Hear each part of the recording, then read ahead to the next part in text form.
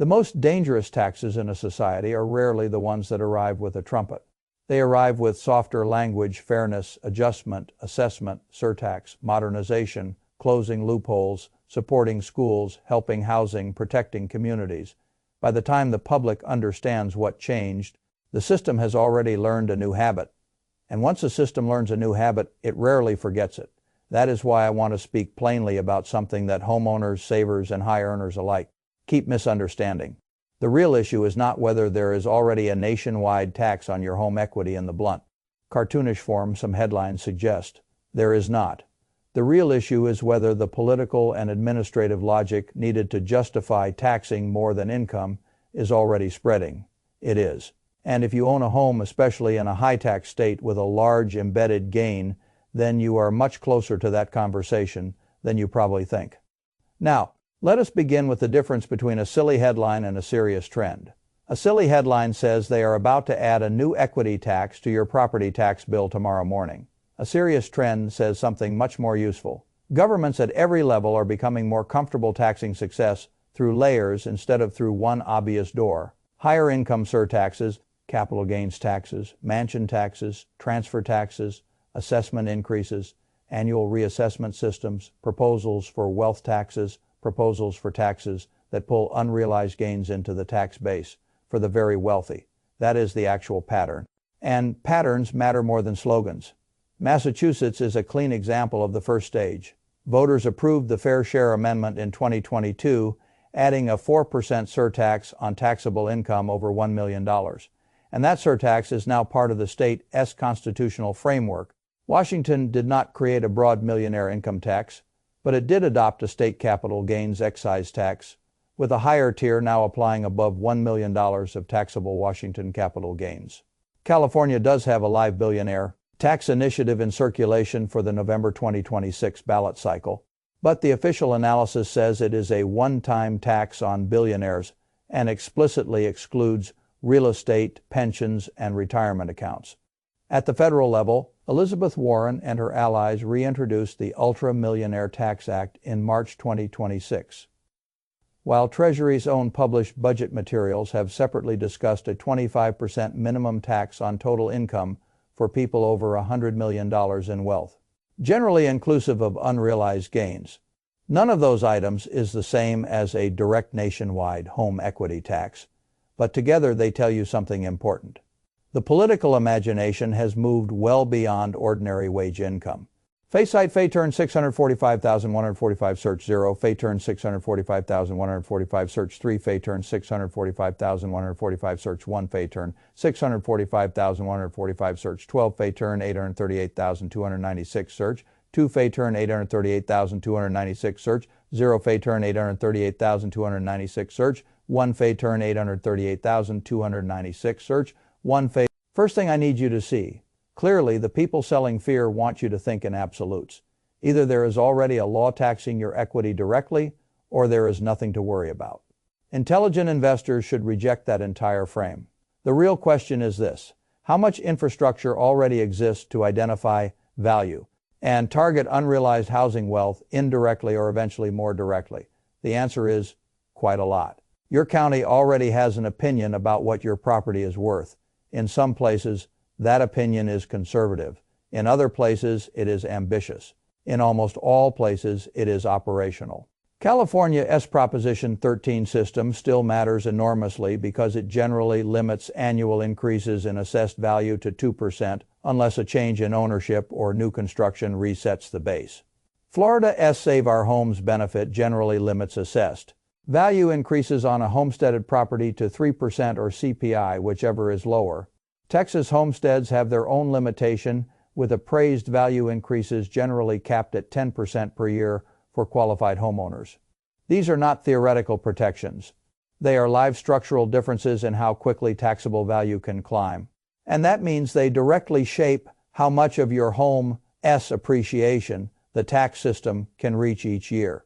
Faysite Fayturn 931,675 search 4, Fayturn 548,994 search 10, Fayturn 931,675 search 1, Fay. That matters. because a homeowner's vulnerability is not just about whether a legislature invents some new line called equity tax. It is also about how fast the taxable value underneath him can be updated, how often, with what caps, under what exemptions, and through what legal ownership structure. This is where average people make a very expensive mistake. They believe a property tax bill is simply a bill. I see it as a measurement system. Every time the assessor updates value, the state is learning something useful about you. Not just what you own, what your ownership has become worth. And if policymakers become more aggressive in targeting accumulated wealth rather than only annual income, that data foundation is already sitting there waiting to be used. That is why I do not dismiss the broader concern, just because the loudest version of it is overstated. The loudest version says your county is definitely about to add a home equity line item. The smarter version says your county, state, and federal system are all getting more comfortable with wealth visibility, more comfortable with taxing different layers of financial success, and more capable of identifying who has appreciated assets and where those assets sit. That is enough to justify preparation. Now, let me tell you what I think is actually happening politically, because this is the part almost nobody says cleanly. The problem for governments is not that they cannot find tax bases. The problem is that they are running out of socially painless ones. They can keep pushing on wage income, but voters feel that quickly they can push on sales taxes. But voters feel that at the register, they can push on corporate taxes, but eventually some of that shows up in prices, wages, hiring, or capital flight. Property is different. Property sits there. It is visible. It feels rich. Even when the owner is not liquid, it is local. It is accessible. It is emotionally easy to target because politicians can always find a villainous frame around houses that appreciated too much. That is the danger. Not that your primary residence is suddenly being seized, that the language of fairness drifts from income to accumulated value, then from accumulated value to unrealized appreciation, then from unrealized appreciation to home equity. You should not need the last step to happen before you start thinking. Now, let me be even more direct, because some people still hear this and say, this is just for billionaires. That is exactly how these things usually begin. They begin where the public feels least sympathy. Billionaires, ultramillionaires, mansion buyers, hedge fund managers, people with more than anyone thinks is morally necessary. That is stage one, because it is politically easy. Stage two is where the logic gets normalized. Once you convince the public that unrealized or accumulated wealth can legitimately be part of a tax conversation, you have already crossed the difficult philosophical bridge. After that, the fight is usually not about principle anymore. It is about thresholds, exemptions, caps, carve-outs, and definitions. That is when ordinary affluent homeowners should start paying very close attention, because the number that makes you safe today is often just the number they have not lowered yet. Now let us talk about the house itself, because this is where things become real. A house creates at least 4 separate tax conversations. The first is the standard property tax conversation, based on assessed value and millage or rates. The second is the transfer conversation, when you buy or sell. The third is the gain recognition conversation, if you sell and realize a profit. The fourth is the embedded equity conversation, which may not yet be taxed directly in your jurisdiction, but is increasingly visible and increasingly tempting to governments hungry for revenue. Most homeowners only think about the first one, occasionally the third, and almost never the fourth. That is why they sleepwalk into exposure. If your house has grown enormously in value, and if that value is sitting in your personal name in a jurisdiction that already likes tax creativity, then you are standing in a spotlight whether you enjoy it or not. That does not mean panic, it means structure. I want to say that word again because it is the entire lesson. Structure, the poor think about prices. The middle class thinks about payments. The wealthy learn to think about structure. Who owns the asset?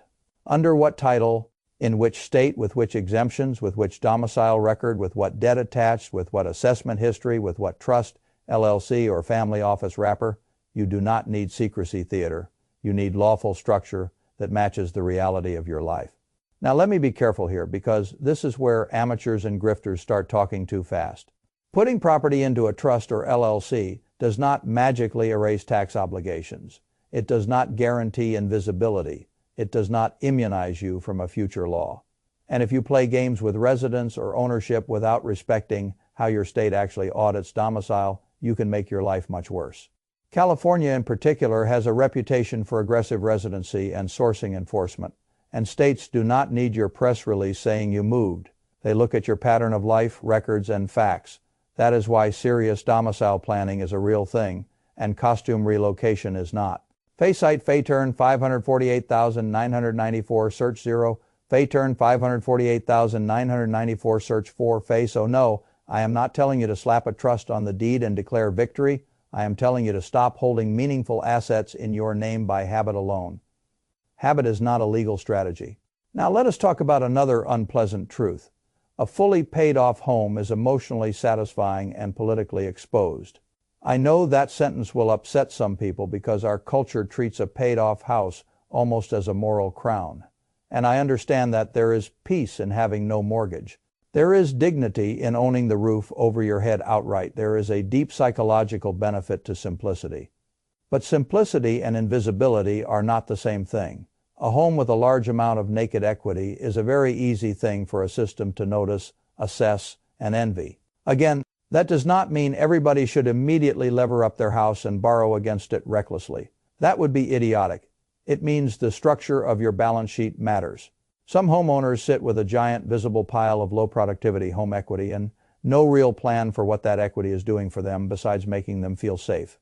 Other homeowners keep cheap fixed debt in place, protect liquidity, and deploy capital into other productive assets. Those are radically different positions, even if both families live in a house worth the same amount. One family is living inside emotional accounting, the other is managing a balance sheet. That is a better way to think. And before anybody misunderstands me, I am not saying home equity debt is automatically clever. If your only use of extracted equity is lifestyle expansion, then you are converting optionality into appetite. That is not smart. But if your house is a giant reservoir of visible wealth, and the policy world around you is becoming more hostile to visible idle wealth, then you should at least understand the strategic difference between encumbered capital and naked capital.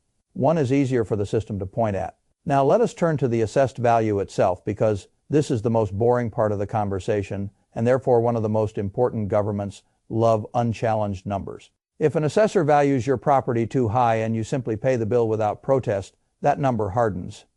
It becomes not merely an estimate but an accepted estimate. The more often that happens, the more administratively real it becomes. If future tax policy ever leans more heavily on assessed or taxable value, the groundwork has already been laid by your own passivity.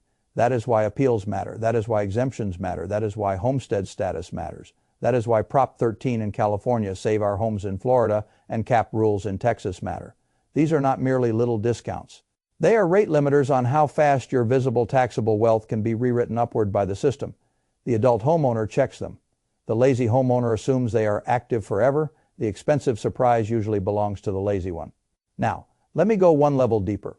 Because there is another reason this conversation is important, even if you live in a state that has not yet gone particularly creative on taxation. Ideas migrate. That is one of the most important facts in politics. A state experiments. An advocacy group writes a paper. A senator writes a bill. A ballot initiative gains a title and summary. A Treasury Department publishes a framework. An academic argument becomes a tank proposal. A tank proposal becomes a campaign phrase. A campaign phrase becomes a plank. A plank becomes a budget patch. That is how new tax ideas normalize. Slowly, then suddenly. The average citizen waits for final passage before paying attention. By then, he is already late. The prepared citizen studies direction, not just destination, and the direction here is obvious enough for me. Wealth visibility is rising. Tolerance for taxing more than annual labor income is rising in some parts of the political system. Property data's increasingly refined assessment systems are entrenched, and the moral language used to justify taking a larger share of accumulated private value is becoming more sophisticated and more familiar to voters. That is enough to justify title review, enough to justify domicile review, enough to justify checking your assessment, enough to justify confirming every exemption is active, enough to justify understanding whether the way you hold property today is merely convenient or actually intelligent. Now, because I dislike fear without a framework, let me reduce all of this to a set of sane actions. First, know exactly which tax regime you actually live under. Not the one your cousin argues about online, your real one.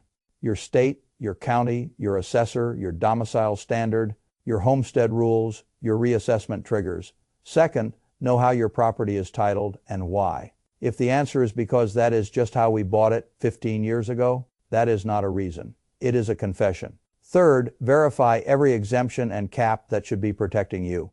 California Prop 13 protections. Florida Homestead and Save Our Homes Texas Homestead cap. Whatever applies where you live, confirm it with the seriousness you would bring to an audit.